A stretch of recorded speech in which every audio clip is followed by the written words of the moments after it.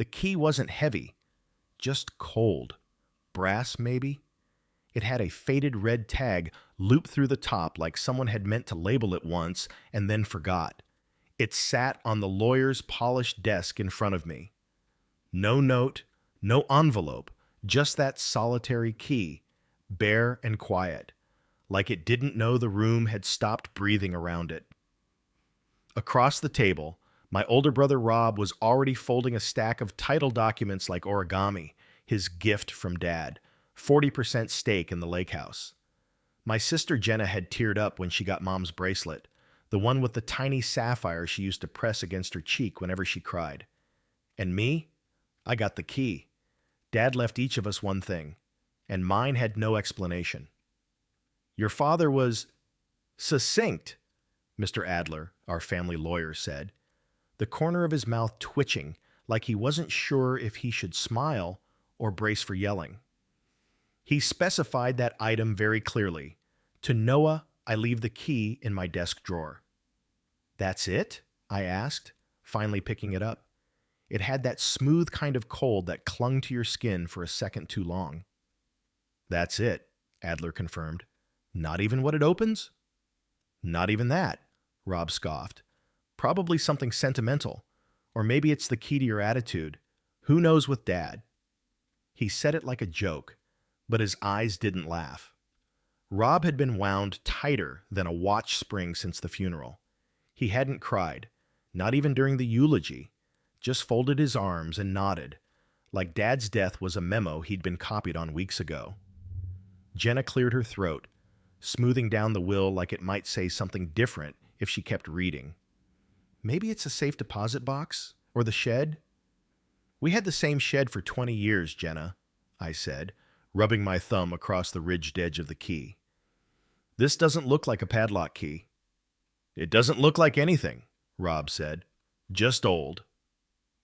He wasn't wrong. The brass was scratched, almost worn thin in places, like it had lived in someone's pocket for years. The tag had the ghost of writing on it, faded beyond recognition, just a couple of red smudges. I held it up to the light, tilting it back and forth, but nothing revealed itself. We finished the will reading in silence. No one said much on the way out. Jenna hugged me in the parking lot and whispered, I think he left it to you for a reason. Rob didn't hug me. He just said, don't lose it, and walked off like the conversation bored him. I didn't go home right away. I drove to Dad's place, or what used to be Dad's. The house was already half packed from when we started clearing it out after the hospital. I let myself in with the spare key we all knew about and went straight to the study. The drawer was still open. Adler must have pulled the key from there before the meeting. I stared at the empty spot like it might still tell me something. Nothing. The desk smelled like old wood and dried ink, and I sat down in Dad's creaky chair without thinking. It gave the same little groan it always had, like a tired man sitting down too fast. I spun the key between my fingers. Why give me this? Dad and I hadn't been close in the final years. Not enemies, just off tune. I moved to the city. He stayed in the suburbs. He never said he was proud of me. I never said I needed him to. We exchanged birthday texts and sat on opposite ends of holiday tables. The kind of relationship that leaves more air than words between two people. He had always been more present with Rob, more gentle with Jenna. With me, it was instructions, schedules, a quiet standard I never quite hit. So why the key? I checked the obvious places first. The front door? Nope. Shed? Nope. Old car in the garage? Didn't fit. I tried a few drawers, some file cabinets, even the antique liquor cabinet with the sticky latch. Nothing. I almost left then. I should have. But something made me go down to the basement. The basement had always been half finished. Concrete floors, walls with exposed studs, a rug from the 80s that used to be in the living room, and the smell of dust and pipe glue. Dad's old tool bench was still there. lined with jars of screws, and a clipboard with an outdated to-do list in his spiky handwriting. I wasn't looking for anything specific, but then I noticed the panel. It was behind the shelving unit, one of those cheap metal racks full of old paint cans and broken Christmas lights. It had been there forever, but now it looked off, like the edge of it didn't line up quite right with the wall. I dragged the shelving unit forward. Dust plumed into the air and made my nose itch. The panel was wood, different grain from the rest of the wall. No knob, just a small, round hole the size of a quarter. I looked at the key, slid it in. It clicked, a deep, soft thunk. And the panel didn't swing open. It slid, like it had been made to vanish. I had to press hard, and it caught for a second, like something inside had rusted, but then the wall opened just enough for me to see past it. There was a room I never knew about. It was barely bigger than a closet. No windows, just one bulb hanging from the ceiling, yellow and buzzing. A wooden stool, a filing cabinet, and a box, metal, about the size of a microwave. I stood there in the doorway for a long time, just stood there, like if I stepped in, I'd be crossing into something I couldn't step back out of. Eventually, I went in. The air was cooler, still, like it hadn't been touched in years. I opened the filing cabinet first. Inside were folders, neatly labeled, dates going back decades.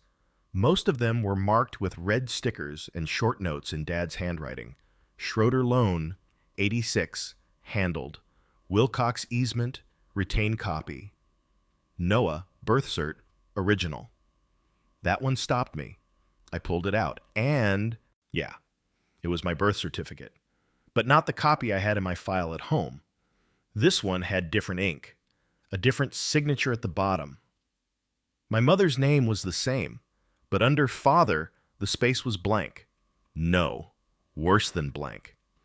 There was a faint erasure, like it had been typed, then removed.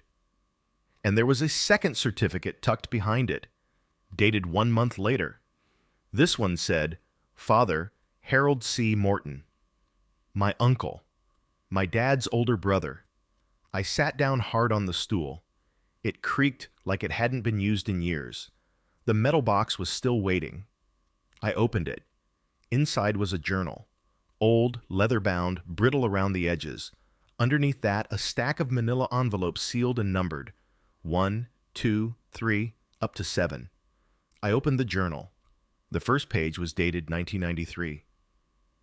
If Noah ever finds this, I need him to know. I did what I had to do. You were mine from the moment I saw you, no matter what the papers said. My hands shook. I turned the page. He said he'd take you if I didn't agree.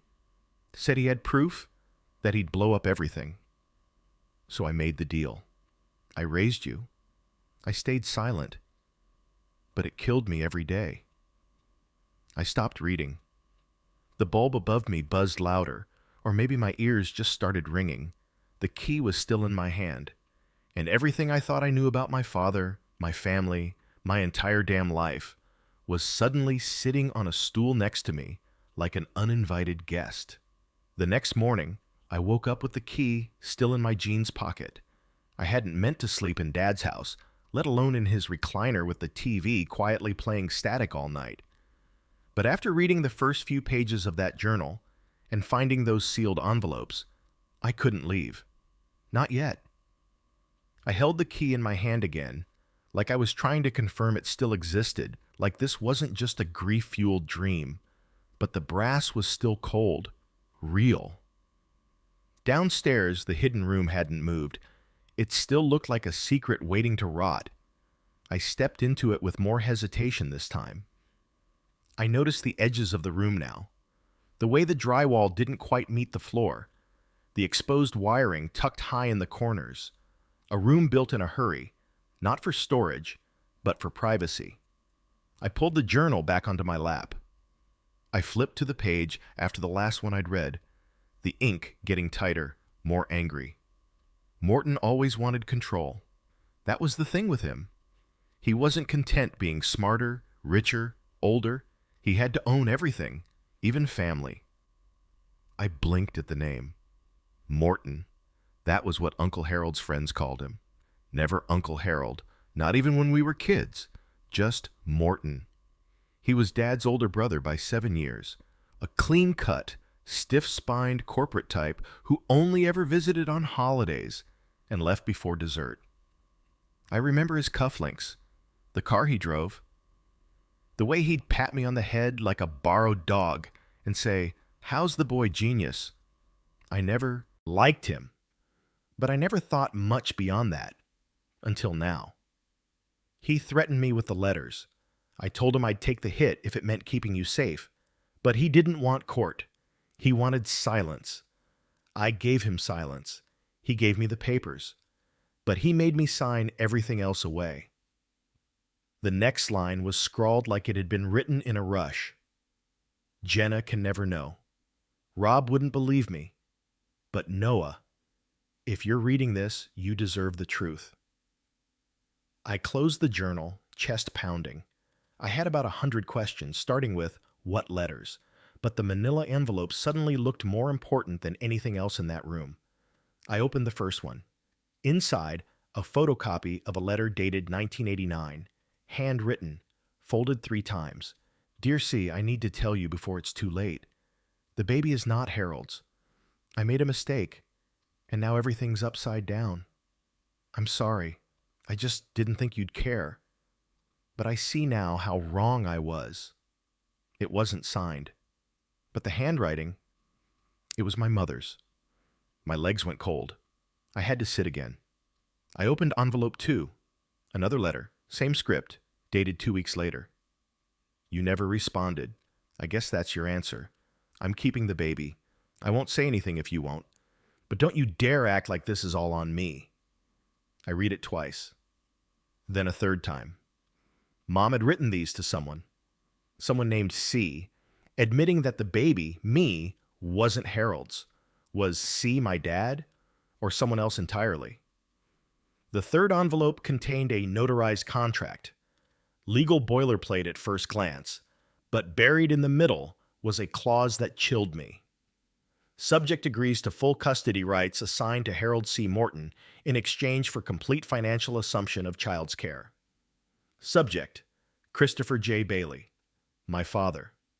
Not legally, but biologically. I dropped the paper. Jesus, I muttered aloud. It echoed off the cinder block walls. Christopher Bailey. Dad. The only dad I ever knew. Signed away parental rights to protect me or to hide me. The rest of the envelope contents were records. A paternity test, sealed but already opened.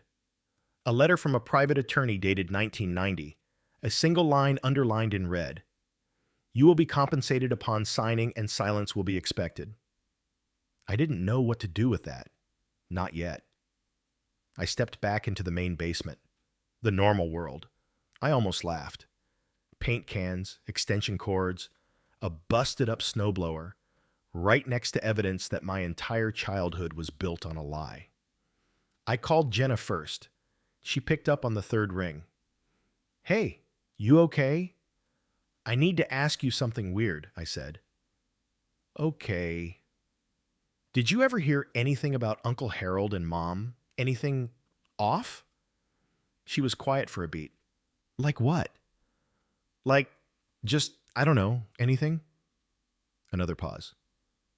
I mean, they were weird around each other, but everyone chalked that up to Harold being a jerk. Why?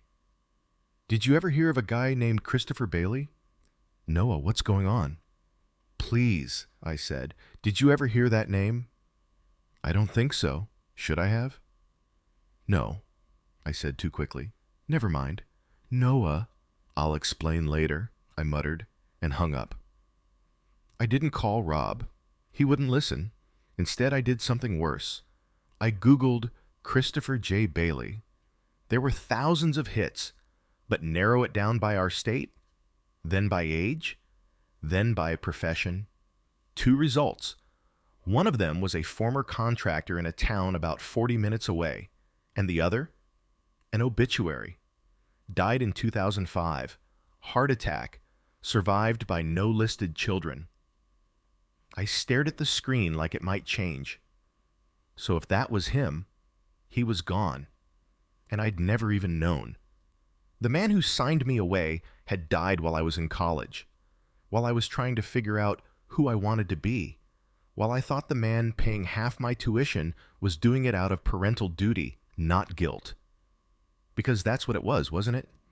Dad, Chris, gave me everything he could, except the truth. I sat in the dark with that thought until the light bulb flickered above me. Then I noticed envelope number 7. I hadn't opened it yet. I pulled it out slowly. Inside was a single photograph.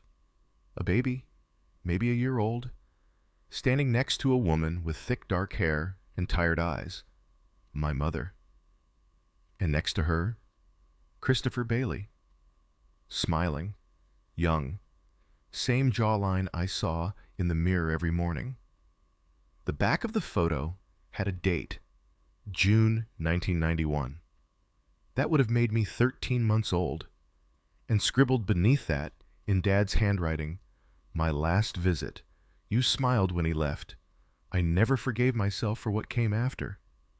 I sat there a long time, holding that photo. My hands shook, but I didn't cry. I just kept turning the key over and over in my palm, because now I knew what it unlocked. Not a door, not a box, but a truth no one else in the family had ever been told. And maybe one they didn't want to hear. The next morning, I didn't go to work. I called in sick, even though I wasn't sure what kind of illness covers found out your father isn't your father and your real one died 20 years ago. I drove. No GPS, just back roads. The kind that cut through old farmland and newer suburbs and end in places you haven't been since you were too young to remember the directions. Eventually, I found the place. It wasn't much. A squat beige ranch with flaking shutters and an empty bird feeder swinging on a rusted hook. The address matched the records I'd found on Christopher Bailey's contractor license from the 90s. The grass was ankle high, mail piled in the box like no one had claimed it in years. I parked across the street and just watched. I don't know what I was looking for, some clue, some cosmic sign. The house just sat there, dumb and quiet, like it didn't care what secrets it had buried. I got out and crossed the street anyway. The front porch creaked under my weight. The mailbox was crammed with junk flyers, overdue tax letters, and a few yellowed postcards. I didn't open the door. That wasn't mine to touch. But I walked around the side, half expecting to be yelled at by a neighbor, or a dog, or a ghost. Instead, I found something that stopped me cold. A plaque, rusted, hanging askew on a side fence. It read, Bailey Carpentry, S. 1987. I ran my hand over the letters. This was real. He was real. I wasn't some mistake on paper. I was a child someone built a life around, even if that life got erased later. I didn't know what to feel. I drove home with a knot in my chest and the key burning in my pocket like a match that never went out. Back at Dad's house, the only dad I'd ever known, I went back down into the hidden room. I didn't even hesitate this time. The air felt familiar now, like stepping into a memory I hadn't made yet. I reread the journal, every page, every bitter sentence, the slow breakdown of a man who'd taken on a role he didn't ask for and somehow still chose to bear it, silently.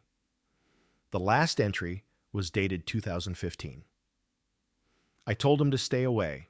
He called anyway, said he was sick, said he wanted to see Noah one last time. I said no. I don't know if that makes me a monster, but I couldn't risk it, not after all these years. I buried the key. If Noah finds it someday, maybe he'll understand. That was the line that undid me.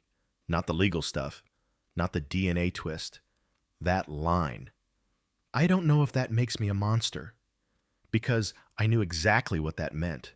That feeling, that guilt that looks like a choice, but sounds like silence. I felt it every time I walked past a homeless man and looked away. Every time I let someone else win an argument just to keep the peace. Every time I avoided asking the hard question because the answer would hurt more than ignorance ever could. Dad wasn't a monster. He was a man. And he had done something impossibly hard. And now it was on me to do something with it. I didn't sleep that night. I drove back to the city to my apartment, and I brought the key with me. I kept it on my nightstand like a compass, pointing toward a version of me I wasn't sure I was ready to meet. The next day, I called Rob. He didn't answer. Then I called Jenna. She did. I need to see you, I said. Okay. Are you okay? No, but I will be. Can you meet me at Dad's tomorrow? Sure. Why? What's going on? Bring a notebook and maybe a bottle of wine. She laughed nervously. What? You'll understand when you get there.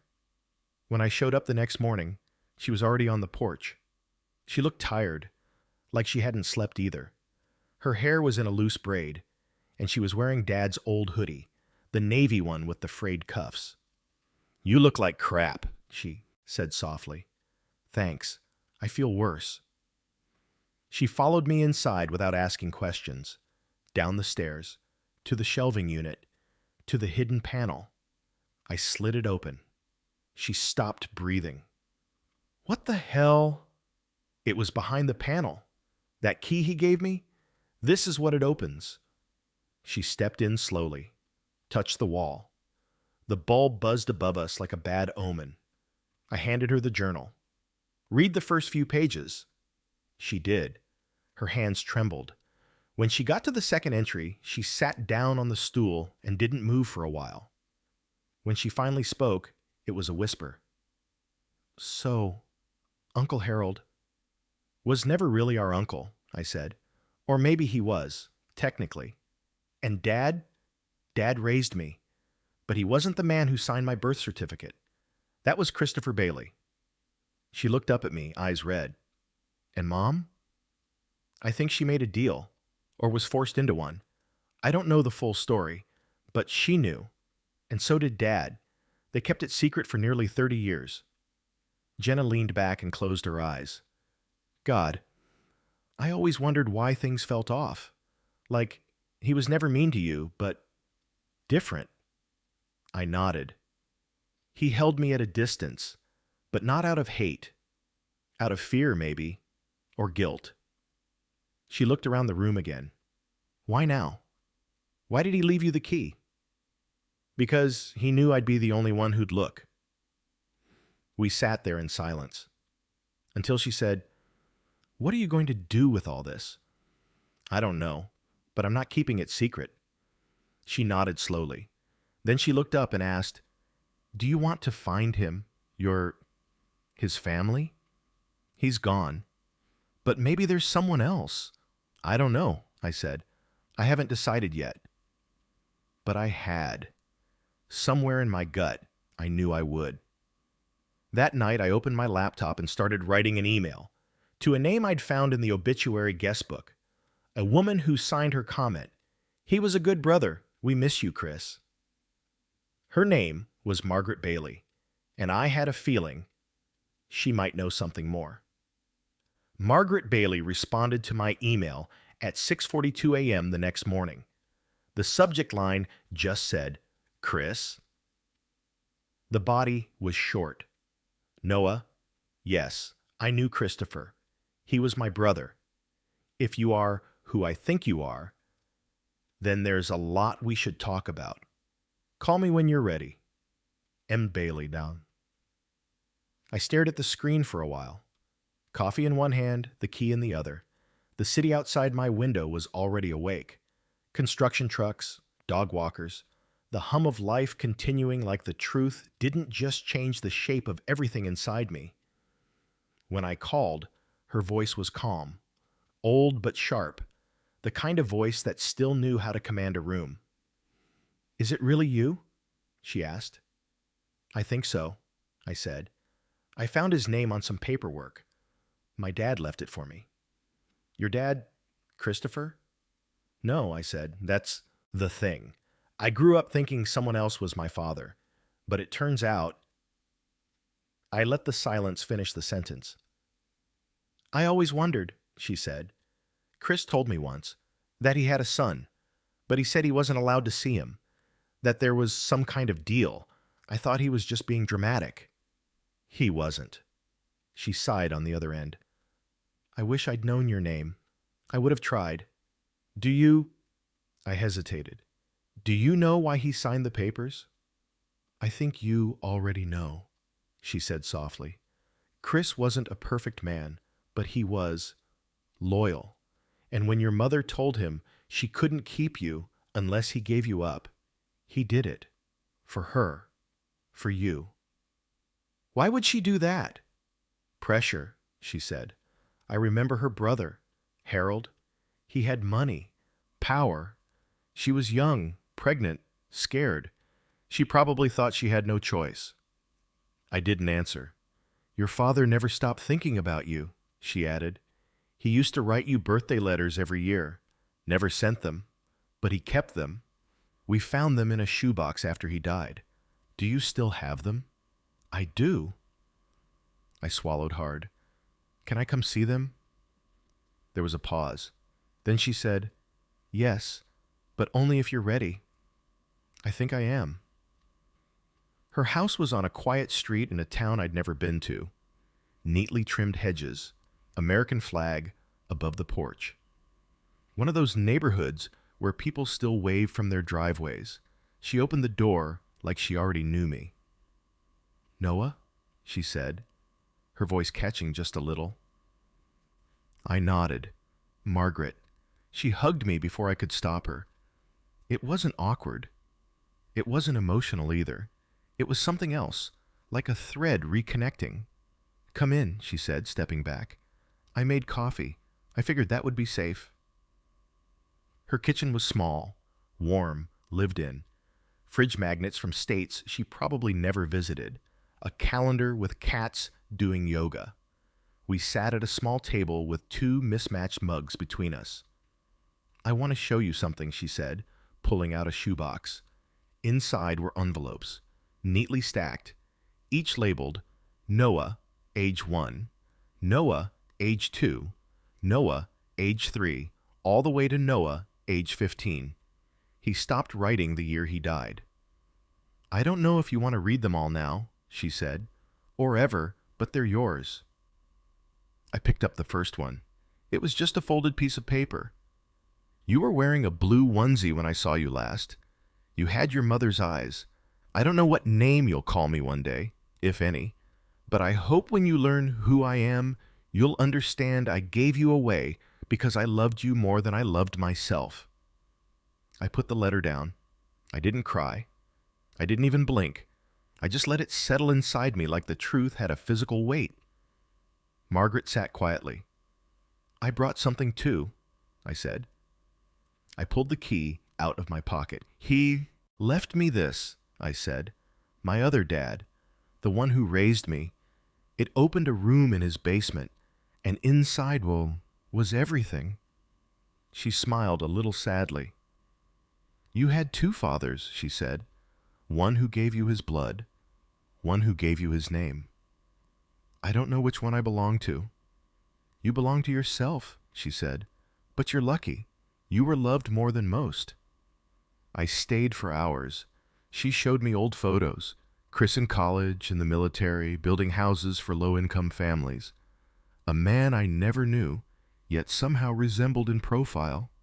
Same crooked smile, same nervous hands. When I finally stood to leave, she walked me to the porch. "Will you tell them?" she asked. "Your siblings?" "I don't know," I said. "Jenna knows. Rob, I think he already feels like I'm not part of him. This might make it worse." "Maybe," she said. "Or maybe it makes it honest." I nodded. She pressed the shoebox into my hands. "You should have these," she said. "They're yours. He wanted you to know him, and now you can." That night, I sat in my apartment, the box on my lap. I read every single letter, every birthday, every missed moment. Each one started the same way. "I don't know if you'll ever read this," and each one ended with, "I love you anyway." I realized then that the key wasn't just a symbol, it was a test. A test to see if I would look, if I would ask, if I would choose to learn who I was, even if the answer broke something. And I had, which meant I wasn't just Noah, the third sibling, the quiet one who got left the weird key. I was Noah Bailey, and both men, Chris and Dad, had shaped who I became, one by blood, one by choice. The next time I saw Rob was in Dad's garage. He was boxing up old tools, tossing wrenches into a crate, like he was mad at the weight of them. The air smelled like motor oil and tired memories. A half-empty bottle of wood glue sat on the workbench like Dad might come back to finish a project that never started. "You keeping all this?" I asked, leaning against the doorframe. Rob didn't look up. "Figured I'd sell most of it, donate the rest. You want anything?" I stepped inside. "No, not really." He picked up a power drill, studied it like he didn't recognize it, then tossed it into a different box. "I found something," I said. That got his attention. "What kind of something?" "A room behind the basement wall." He blinked. "What?" "It was hidden, locked. The key Dad left me opened it." Rob set the drill down slowly.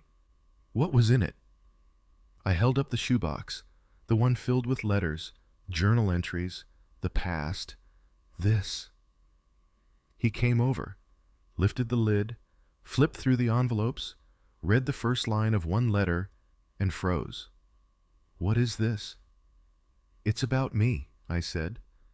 "About where I came from." "What are you talking about?" I took a breath. Then I told him everything. About the journal, the letters, the deal with Uncle Harold, the truth about Christopher Bailey, about how Dad, our dad, took me in and raised me, even when the law said he didn't have to, about the cost of that silence, the weight of it. Rob didn't speak for a long time. When he finally did, it was barely above a whisper. "So, you're not biologically?" I shook my head. "No, but I'm still your brother." He sat down on the workbench, put his hands in his hair. "Jesus. I'm not asking for anything," I said. "Not sympathy, not validation. I just thought you should know." He looked at me then, really looked. "You think Dad ever loved you?" I didn't answer right away. "I think he tried, even when he didn't know how." Rob nodded slowly. "Yeah, that sounds like him." He picked up one of the letters again, held it like it was glass. "I don't know what to do with this," he said. "You don't have to do anything," I said. "Just know it." The funeral reception had already happened weeks before, but Jenna called me a few days later and asked if we could do something smaller. Just us, no neighbors, no distant cousins. Just the three of us, she said, somewhere quiet. We met at the lake house, the one Rob inherited most of, the place we spent summers as kids. It was chilly that morning, the lake gray and still, the trees holding the last stubborn leaves of fall. We stood at the edge of the dock. Jenna held Mom's bracelet in one hand. Rob had a photo of all of us from 1998, sunburned and holding corn dogs. I had the key, the one Dad left me, the one that had changed everything. I tied it to a thin leather string and held it over the water. "Should we say something?" Jenna asked. Rob shook his head. "I think he already said it all." I nodded. Then I let the key go. It sank slow, like it was reluctant to leave. The ripples faded, and the lake went still again. A few months later, I met Margaret for lunch. She handed me another envelope, this one containing copies of Christopher's carpenter licenses, old blueprints, and a worn photo of him standing in front of a home he built from the ground up. "I thought you might want these," she said. "He always hoped you'd build something of your own one day." I took the photo and looked at the sky behind him, then at his hands, calloused, steady, familiar. "I think I will," I said. "I didn't mean a house. I meant a life." Back home, I started framing the letters. Not all of them. Just the first one. And the last. Side by side. "You were wearing a blue onesie when I saw you last. I love you anyway." And underneath, I taped a small brass tag. From the key, just the faded red edge of it, worn down to nothing. A reminder that sometimes the things we're given don't look like much, but they open everything. If this story moved you, subscribe for more real-life confessions and emotional journeys like this one.